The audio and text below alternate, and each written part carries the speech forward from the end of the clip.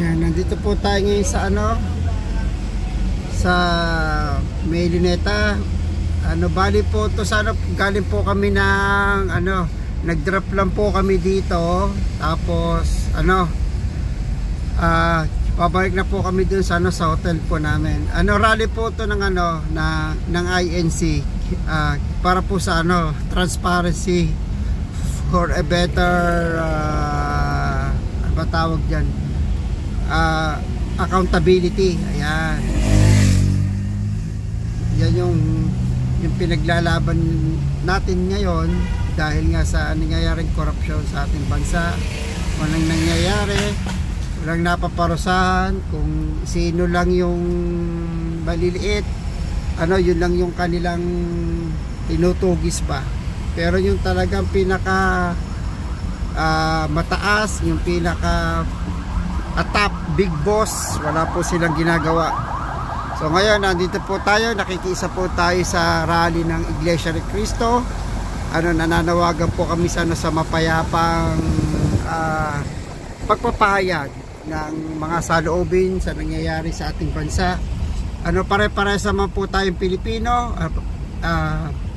May mga karapatan po tayo na magpahayag ng ating mga nararamdaman.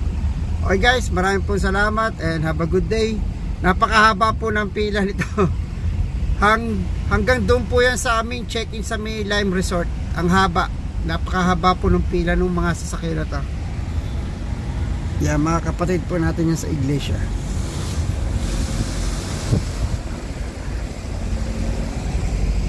Daming bus. Kanina yung sa yung part 1 ko na nauna, sandali lang yon. Nando kami sa NX, napakadami ng tao doon na nagla-lunch muna po sila bago po sila pumunta.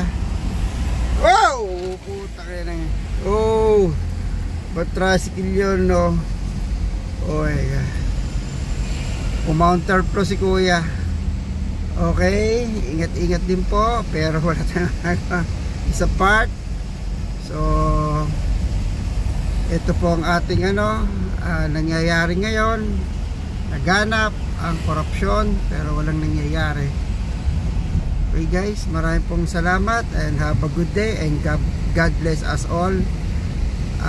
Sana marinig po ng gobyerno natin kung ano ang nangyayari sa ating bansa. Ito po ating mga kapatid sa Iglesia ni Cristo. Maraming salamat po sa ating lahat and good day. Yan, nag-aantay po sila.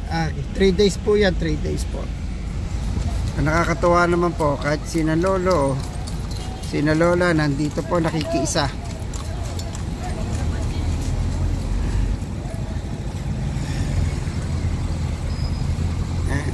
One of the oldest restaurant sa atin dito sa Pilipinas is yung Aristocrat.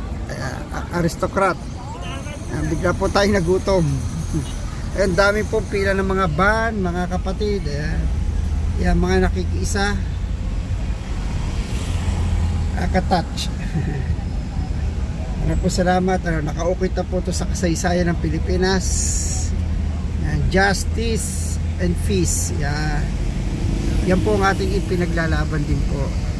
Rally for peace kasi sa nangyaring gulo. Sana ang ating Pilipinas ay ang ating mga kapwa Pilipino ay magkaroon ng, alam niyo na, meron naman tayong boses pag tayo nagsama-sama. Okay guys, maraming pong salamat. Maraming salamat po sa ating lahat. Ang haba na ng pila po. Ayan na. Ang haba na po ng pila.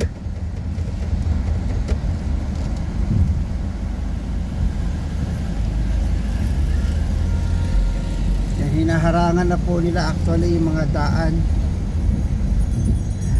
at nakiki-cooperate naman yung ating mga kababayan.